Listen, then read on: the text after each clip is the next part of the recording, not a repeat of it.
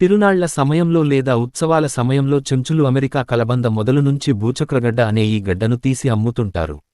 భూచక్రగడ్డ సేకరణ చుట్టూ అనేక నమ్మకాలు, ఆచారాలు ముడిపెట్టుకుని ఉన్నాయి. భూచక్రగడ్డను చెంచులు అదృష్టానికి గుర్తుగా భావిస్తారు. కాబట్టి దీనిని లక్ష్మిగడ్డ అని, లచ్చిగడ్డ అని కూడా పిలుస్తుంటారు. చెంచు తండాల్లో దీన్ని లచ్చిగడ్డ అని మాత్రమే పిలుస్తారు.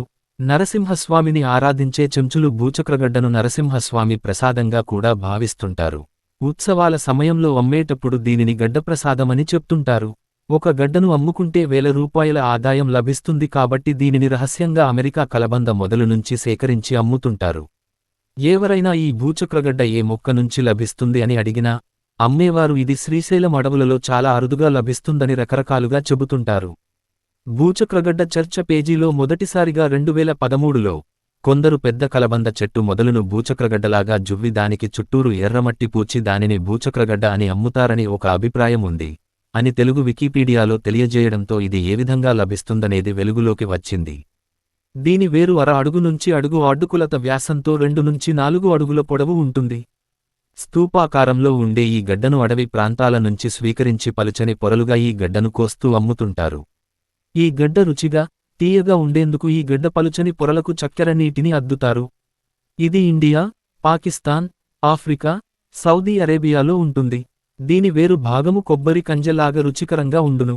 ఇది పంచదారతో కలిపి తింటారు. గిరిజన ప్రాంతాల ప్రజలు దీనిని సేకరించి ప్రజలు రద్దీగా ఉండే ప్రదేశాలలో అమ్ముతారు.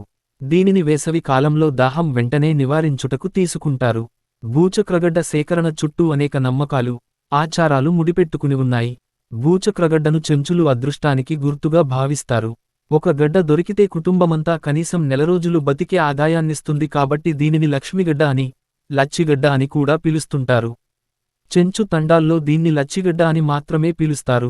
నరసింహస్వామిని ఆరాధించే చెంచులు భూచక్రగడ్డను నరసింహస్వామి ప్రసాదంగా కూడా భావిస్తుంటారు.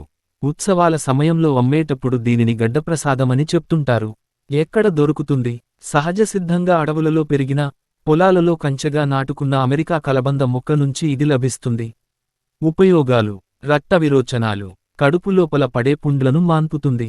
రక్తంలో చక్కెర స్థాయిలను నియంత్రిస్తుంది.